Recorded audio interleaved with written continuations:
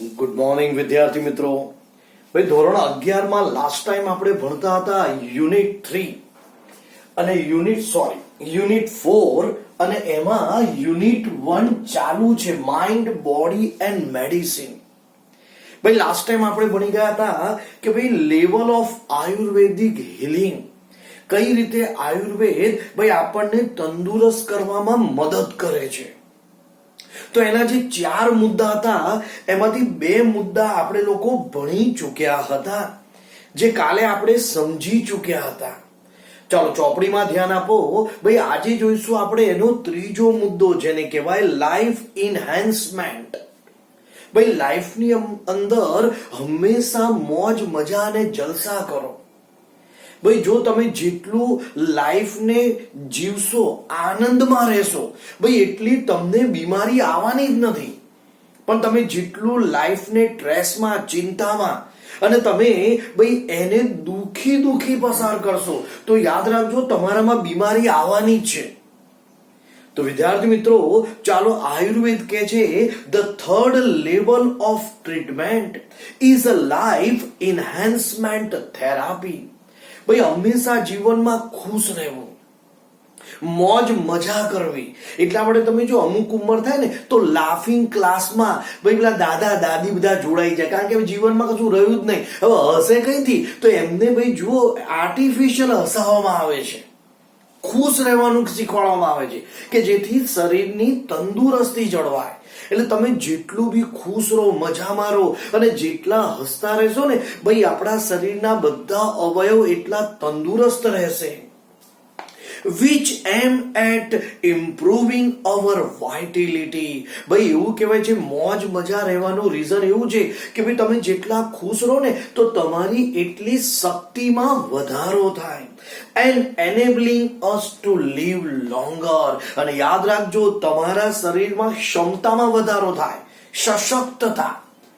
એનેબલિંગ એટલે ભાઈ ક્ષમતા વધવી, શરીરની આપણી કેપેસિટીમાં વધારો થાય અને તમે વધુ ને વધુ સારું જીવન જીવી શકો છો. અને એ બી કેવું તંદુરસ્ત જીવન.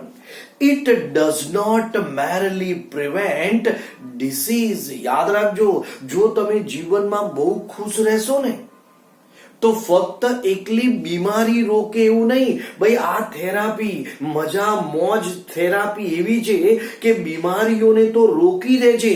show us how to increase positive energy. અને તમારી અંદર ભાઈ પોઝિટિવ એનર્જી ઉમેરી દેશે. એટલે કે ભાઈ સારી શક્તિઓ કે જેનાથી તમે સારું વિચારી શકો, જેનાથી તમે સારા કાર્ય કરી શકો, એવા સારી શક્તિઓ તમારી અંદર એ અપાવડાવશે. તમારામાં એનું સંચય થઈ જશે. જો તમે જેટલા ખુશ રહેશો ને તો ભાઈ તમારે લીધે આજુબાજુ વાળા બી ખુશ રહેતા શીખી જશે. પણ હવે તમારું મોઢું આમ બગડી ગયું ને તો બિચારા બાજુવાળાનું મોઢું બી બગડી જાય. કેમ? કારણ કે તમારા એવા વેવ્સ એને લાગે. પણ તમે ખુશ હોય તો આજુબાજુ વાળા તમને જોઈને બી ખુશ થાય. ભાઈ હસતું મોઢું જોઈએ ને તો આપણું મોઢું બી હસવા લાગે, પણ પેલું મોઢું આમ હોય ને તો આપણું મોઢું બી એને જોઈને મોઢું બગડવા લાગે. એટલે કહેવાનો અર્થ આ વન ટાઈપ ઓફ થેરાપી છે. આયુર્વેદ કહે છે કે ભાઈ મોજ મજા અને ખુશ રહો. એટલે ભાઈ સમય પ્રમાણે દરેક વસ્તુ થવાની છે. However, આયુર્વેદ એમ ક્રિએટ હેલ્થિંગ. એટલે એવું રીઝન બતાવે છે ભાઈ, એટલા માટે તો કે છે આયુર્વેદનું ભાઈ એક મહત્વનો ધ્યેય છે કે ભાઈ દરેક વ્યક્તિને તંદુરસ્ત બનાવીએ, એવોઇડ ડિસીઝ. ભાઈ જેટલી બી આ બધી બીમારીઓ છે એ બીમારીઓને દૂર કરીએ. And helping us live longer. અને ભાઈ તમે કાં તો દરેક વ્યક્તિ લાંબુ જીવન જીવે પણ તંદુરસ્ત જીવે. આ છે એનો ગોલ. કોનો ભાઈ? આયુર્વેદનો. The fourth level of Ayurveda healing, awareness development. Ayurveda એવું કે છે ભાઈ છેલ્લો અને ચોથો મુદ્દો કે ભાઈ જીવનમાં આપણે હંમેશા જાગૃતિનો વિકાસ કરવો જોઈએ. આપણામાં દરેક બાબતની જાગૃતિ આવવી જોઈએ. This require spiritual approach to life. અને તમે જેટલી જાગૃતિ કેળવશો ને તો ભાઈ તમારી અંદર સ્પિરિચ્યુઅલ એપ્રોચ લાઈફ ભાઈ જેને કહેવાય તમારી અંદર સારી એવી ભક્તિ ભાવના, ભાઈ તમારી અંદર કે છે ભાઈ જે આ કુદરતની જે શક્તિ છે ને એ શક્તિનો સંચય થશે અને તમે તમારા જીવનને સારી રીતે ભાઈ કે છે આગળ વધારી શકશો. To be healthy is important. યાદ રાખજો ભાઈ તંદુરસ્ત રહેવું એ બહુ જરૂરી છે. But health is not an end in itself. પણ યાદ રાખજો ભાઈ ફક્ત તંદુરસ્ત રહેવું એ આપણા જીવનનું અને આપણા શરીરનો કોઈ ધ્યેય નથી. It is not enough merely to prolong our life and have better energy to do the things we want. ભાઈ તંદુરસ્ત રહેવાનું મીનિંગ એવું કે હટ્ટા કટ્ટા નહીં, પણ સાથે સાથે ભાઈ આપણે આપણા જીવનમાં જે ધ્યેય હોય ને એને પૂર્ણ તો કરતા જવું પડે અને સાથે સાથે આપણે જે મેળવવું છે એને પણ આપણે મેળવતા જઈએ અને એ બી સારી રીતે અને સુંદર રીતે કે જેથી આપણે ભાઈ આપણી જોડે રહેલા દરેક વ્યક્તિને સમજાઈ શકીએ. We ought to consider what we are using our energy for and why. અને યાદ રાખજો આપણે આપણી શક્તિનો ઉપયોગ ભાઈ ક્યારે કરવાની છે, કેમ કરવાની છે, શું કામ કરવાની છે, એ બધું આપણને ધ્યાન હોવું જોઈએ. ભાઈ અમુક વાર આપણે છે ને વેસ્ટ ઓફ ટાઈમ અને વેસ્ટ ઓફ એનર્જી, સમયની સાથે સાથે આપણે ખોટા કાર્યમાં આપણી શક્તિને વેડફી નાખીએ છીએ.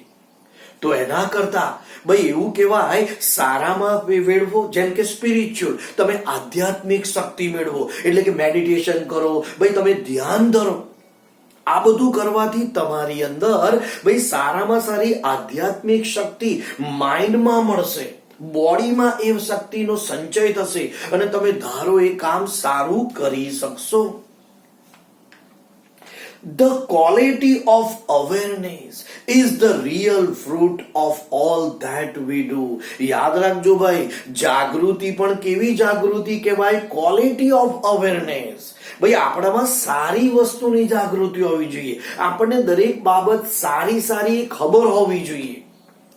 પણ આપણી અંદર ભાઈ જાગૃતિ થઈ પણ એ ખોટી થઈ એટલે કે ભાઈ ખરાબ કાર્યો માટે થઈ તો ભાઈ એ સારું ફળ નહીં આપે. તો જીવનમાં જાગૃતિ જરૂરી છે પણ એમાં બી ગુણવત્તા હોવી જરૂરી છે. અને જો ગુણવત્તા વાળી જો તમારામાં જાગૃતિનો વિકાસ થયો તો તમે જીવનની અંદર સારું એવું મેળવી શકશો. It is our ultimate expression, the essence of who we really are. અને જો તમારામાં સારામાં સારી શક્તિનો સંચય થશે ને તો ખરેખર તમને એ ખબર પડશે કે ભાઈ હું કોણ છું. યાદ રાખજો ભાઈ જીવનમાં અમુક વાર એવું બી વિચારવાનું કે who are you, એ હું તમારા માટે કહું છું who are you, પણ તમારે આવું બી વિચાર who am I, ભાઈ હું કોણ છું. જે દિવસે તમે તમારી જાતને ઓળખી જશો કે ભાઈ હું કોણ છું, બસ એ દિવસે ભાઈ એવું કહેવાય છે તમારામાં દરેક વસ્તુનો સંચય થઈ જશે. પણ પહેલા આપણે આપણી જાતને ઓળખવા પડે કે who am I. Awareness is only things we can take with us until we died. ભાઈ અવેરનેસ એટલે એવી અવેરનેસ હોવી જોઈએ, એવી સારી જાગૃતિ કે આપણે જ્યાં સુધી જીવન જીવીએ, જ્યાં સુધી મૃત્યુ ના પામીએ ને ત્યાં સુધી આપણામાં દરેક વસ્તુની આવડત અને જાગૃતિ હોવી જોઈએ. અને યાદ રાખજો જીવનમાં અને એવું કહેવાય છે કે ભાઈ બીજા વ્યક્તિને જોઈને હંમેશા દરેક શીખે છે. હવે યાદ રાખજો તમારા પરિવારમાં તમે મોટા હશો કે તમે તો તમારું જોઈને દરેક શીખશે, પણ તમારી અંદર જાગૃતિ નથી, તમારી અંદર સભાનતા નથી તો ભાઈ એની અસર બીજા ઉપર પડશે. તો જીવન જીવો કે ભાઈ એન્ડ સુધી જેમાં સારી જાગૃતિ એ હંમેશા જળવાયેલી રહે. It continues grow even when the body and mind decline. યાદ રાખજો ભાઈ ઉંમર થતા થતા શરીર ધીરે ધીરે ખલાસ થતું જાય. જેમ જેમ ઉંમર થાય ને એમ જોજો માઇન્ડ પણ ખલાસ થતું જાય. પણ શરીર ખલાસ થાય, માઇન્ડ ખલાસ થાય, પણ આપણી જાગૃતિ એટલે કે આપણી સભાનતા હંમેશા વધવી જોઈએ. Thus, it's our greatest aid in the aging process. યાદ રાખજો ભાઈ, આયુર્વેદ એવું કે છે કે મનુષ્યની જેમ જેમ ઉંમર વધે ને એમ એની સભાનતા કેળવવી જોઈએ ભાઈ, એમ એની તંદુરસ્તી સારી થવી જોઈએ ભાઈ, એને આધ્યાત્મિક શક્તિ મેળવતા જવું જોઈએ. જો તમે જેમ જેમ આધ્યાત્મિક શક્તિ મેળવશો તો શરીર તો તંદુરસ્ત રહેશે, પણ તમારી સભાનતા, તમારામાં દરેક બાબતની જાગૃતિ પણ રહેશે.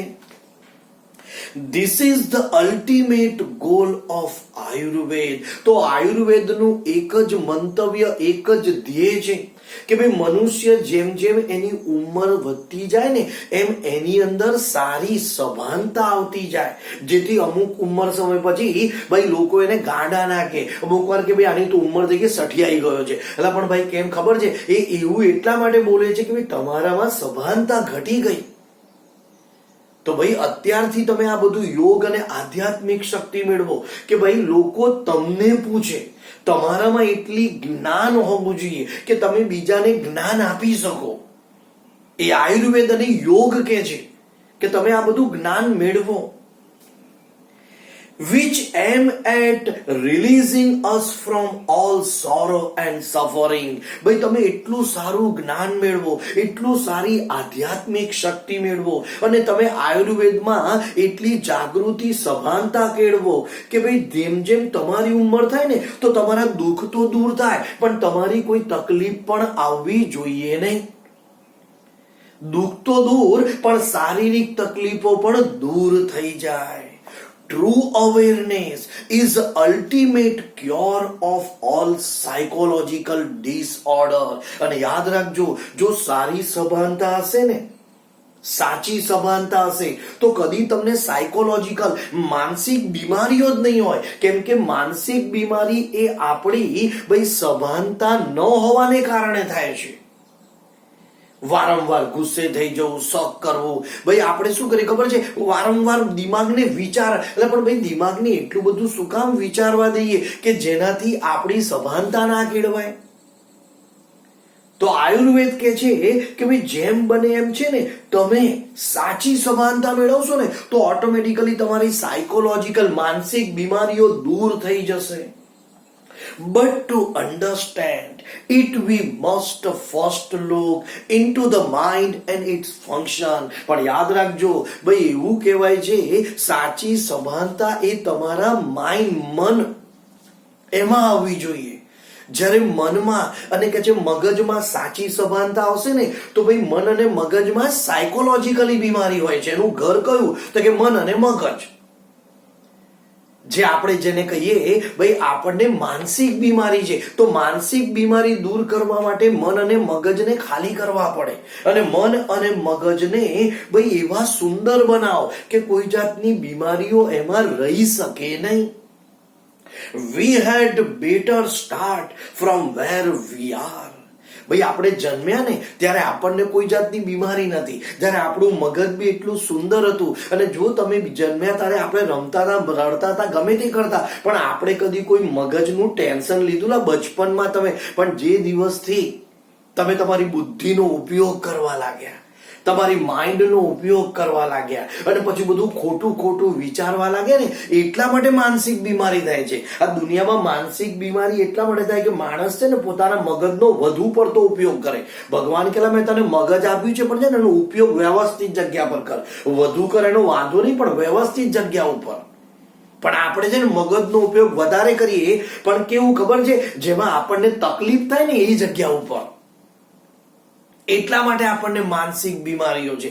એટલે બધા જુઓ ભાઈ આજે શરીરમાં શારીરિક 90% રોગ માનસિકતાના છે. જો તમે એ બધું કાઢી નાખો ને, તમે કીધું સાધુ સંતો ને બીમારીઓ ના હોય, કારણ કે એ લોકો છે ને બધું મગજ બધું કેવું શાંત જ રાખે.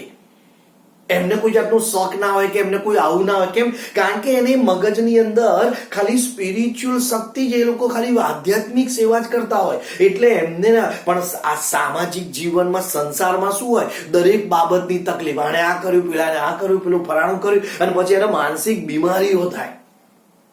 તો આ બધું દૂર કરવું જોઈએ. We had better start from where we are. In this direction our journey proceed. તો ભાઈ આજથી અને હમણાંથી બધું મગજમાંથી કાઢી નાખો અને ભાઈ આ જિંદગી જીવવા માટે આપી છે, નહીં કે ટેન્શન લઈ અને ઝઘડા કરી અને રડી અને ભાઈ આ જિંદગીને બરબાદ કરવા નથી આપી. ભગવાને માનવ જન્મ કેમ આપ્યો કે ભાઈ તમે આ જીવન જીવજો, એને સારી રીતે જીવજો કે જેથી તમને બીજા બધા યાદ કરી શકે અને તમારું ઉદાહરણ આપી શકે કે ભાઈ આ વ્યક્તિને જો કેવા સારા હતા. તો અહીંયા તમને કહે છે તમે પણ આ રીતે ભાઈ હવે આ બધી બીમારીઓ દૂર કરી ભાઈ આયુર્વેદિક યોગા કરી જીવનને જીવજો. તો વિદ્યાર્થી મિત્રો ભાઈ અહીંયા આપણો યુનિટ 4 ની અંદર રીડ 1 પતી ગયો. બોર્ડ ઉપર જુઓ રીડ 2 ભાઈ તમને કહે છે યોગ ફોર હેલ્થ. આયુર્વેદમાં યોગનું બહુ મહત્વ છે. તમે અત્યારે જોજો 2020 માં દરેક જગ્યા ઉપર ભાઈ તમને યોગ જ યોગ જોવા મળશે. કારણ કે મનુષ્યના મગજ એટલા બધા બગડી ગયા છે, એટલા માટે બધા કહે છે યોગ કર તો શરીર તો સારું રહેશે, પણ યોગમાં મેડિટેશન પણ આવે એટલે ધ્યાન ધરવાથી ભાઈ આપણું મન અને મગજ પણ સારું રહે. એટલે જો અત્યારે જગ્યા જગ્યા ઉપર તમને યોગ જોવા મળશે. તો વિદ્યાર્થી મિત્રો ચાલો આપણે હવે યોગ ફોર હેલ્થ, તંદુરસ્તી માટે યોગ જરૂરી છે. તો આ યોગ શું છે, એ ક્યાંથી આવ્યા અને કઈ રીતે ભાઈ આજે આપણા દેશમાં છે અને આ યોગના કયા ફાયદાઓ છે. યોગ is one of the most ancient science of India. યાદ રાખજો યોગ છે ને એ ભારતનું પ્રાચીન વિજ્ઞાન છે. અમુક યોગ તો કે કસરત સમજે, એટલે ભાઈ તને કોણે કહ્યું યોગ કસરત નથી, એ યોગ આપણા ભારતનું પ્રાચીન વિજ્ઞાન છે જે આપણા અબજો અને કરોડો વર્ષોથી ઋષિઓ કરતા હતા. આપણા ઋષિઓ બધા મહાન વૈજ્ઞાનિકો હતા. આપણે આમ બાવાન સાધુ ગણીએ, ભાઈ આજે આપણા ઋષિ જેવા તો કોઈ વ્યક્તિત્વ નતું, પણ આપણે લોકો બાવાન સાધુ કેમ કે આપણી છે ને બીજા લોકોએ મેન્ટાલિટી બદલાઈ દીધી છે કે આ સાધુ બાવા એટલે આ પાખંડી, એટલે બધા ના હોય, 5 આંગળી સરખી હોય ના હોય ભાઈ. તો આમ આપણા ઋષિઓએ તો વર્ષો પહેલા યોગ કરતા હતા. એટલે યોગનો જન્મ જ આપણા ભારત દેશમાં થયો છે. મને કોઈ આખા વર્લ્ડમાં ઋષિ મુનિઓ ક્યાં જન્મ્યા? ભારતમાં. તો યોગ કરનાર બી એ જ હતા. It offer time trust technique for physically, mentally and spiritual development. ભાઈ યોગ એક એવી પદ્ધતિ છે, it is a time trust. ભાઈ આજના સમયમાં તો સાચામાં સાચી પદ્ધતિ છે. એવું કહેવાય છે વર્ષો પહેલા, કરોડો ને હજારો વર્ષો પહેલા ઋષિ મુનિઓ કરતા હતા. એટલે આજે બી કે છે સાચી અને સારામાં સારી પદ્ધતિ છે. જો તમે યોગ સારી રીતે કરશો તો પહેલું તમારું ફિઝિકલી શારીરિક શરીર તો બહુ સુંદર રહેશે. મેન્ટલી એટલે તમારી માનસિકતા બધી છે ને જે વિચારો ખરાબ છે એ તો ઓટોમેટિકલી નીકળી જશે. એન્ડ સ્પિરિચ્યુઅલ ડેવલપમેન્ટ, યાદ રાખજો તમારામાં આધ્યાત્મિક વિકાસ થશે. તમે સારું વિચારશો. આજે છે ને બ્રહ્માંડમાં રહેલી બધી આધ્યાત્મિક શક્તિ વિશે તમને નોલેજ મળશે. અત્યાર સુધી આપણને કશું ખબર ના હોય, જે યોગ કરે એને જ ખબર પડે. તો આ પાઠ એટલા માટે કે જે વિદ્યાર્થીઓ તમારી પાસે સમય છે, તમે અત્યારે સ્કૂલે કઈ જવાનું નથી તો ભાઈ કરો શું, તો સવારે ઉઠીને તમે જો આજે તો ભાઈ કેટલાક એવા ભાઈ સારા સારી સંસ્થાઓ ભાઈ ઓનલાઈન તમને ફ્રી યોગ કરાવે છે.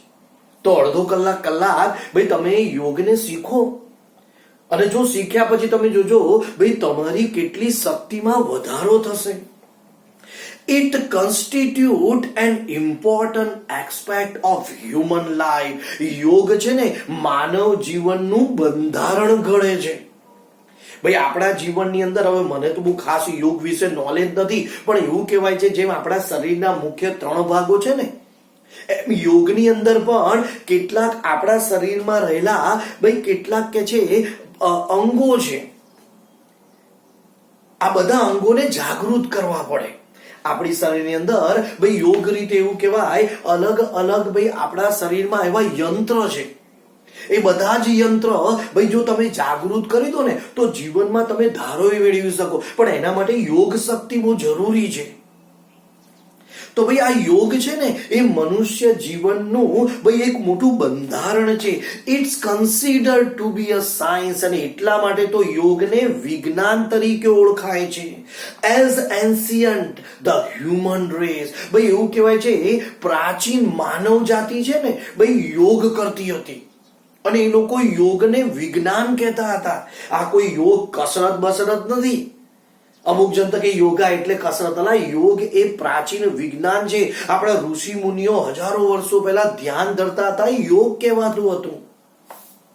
યોગ has a capacity to bring about fundamental transformation in the individual. યાદ રાખજો, યોગમાં એટલી તાકાત છે ને કે દરેક વ્યક્તિમાં મૂળભૂત સુધારા વધારા કરી શકે છે. ભાઈ યોગ કરવાથી વ્યક્તિના જીવનમાં ઘણું બધું પરિવર્તન આવે છે.